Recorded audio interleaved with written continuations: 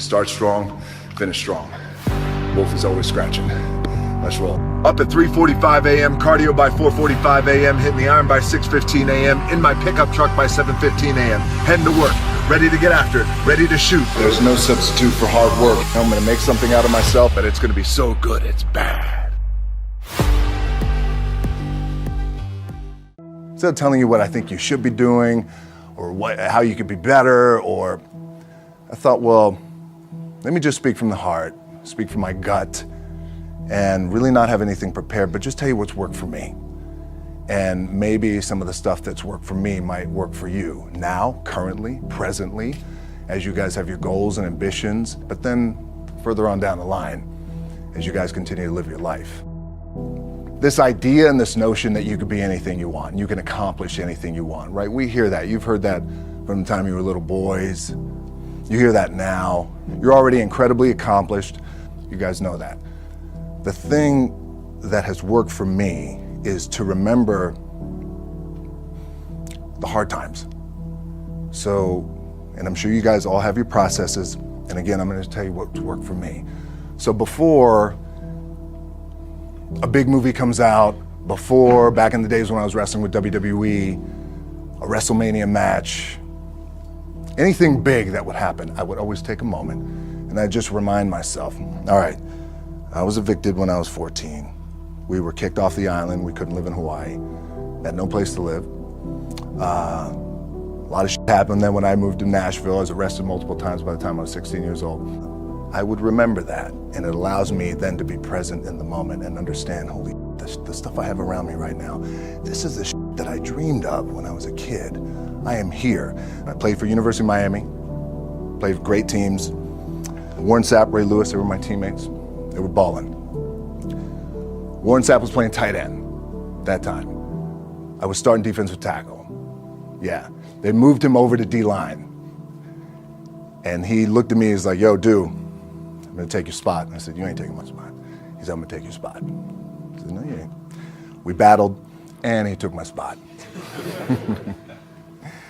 Now you can imagine how that with me, because there goes my opportunity. He went in, switched to defensive tackle, lit the world on fire. Well, what that did, it crushed me, it crushed my dreams. I had a piss poor senior year, zero production, no NFL, no combine invite, nothing. Finally went to the CFL. Calgary Stampeders, making $250 a week Canadian. Now, I had to send that home to my wife at that time. Had no money. So I remember that. When I got cut from Canada, my dad in his pickup truck came down 4 o'clock in the morning, picked me up in Miami from Tampa. We lived in a little apartment in Tampa. He drove down in his little pickup truck to Miami to get me when I was cut from the CFL. And I thought, well, I leave home like you guys left home. I'm ready to tackle the world, to get after it, achieve my dreams and goals. Crushed by 22, 23 years old. Now I got to move back in with my mom and dad. I played on great teams though. Wait a second, this is not supposed to be my future. I'm supposed to be in the NFL right now. I'm supposed to be making a lot of coin and buying my parents buying me taking care of my wife, but it never happened. So I pulled out my wallet. I thought, well, let me see how much money I have. I opened it up. I had a 5, a 1, and change. Well, at least I rounded up to $7. But I thought, God, ain't this a bitch? I got $7 in my pocket. Where the f do I go now? What do I do? I can't go back to CFL. The point comes where you hear that voice, the big run's over. Like, you're done, right? So I heard that voice. So as Coach was saying, man, I hold on to that. I'm telling you, my back is up against this mother. We laugh, we joke, we have a good time, but my back is still up against this mother. I do not forget it. What this also helps me do, and again, it works for me, is at some point, you gotta be tired of not being number one.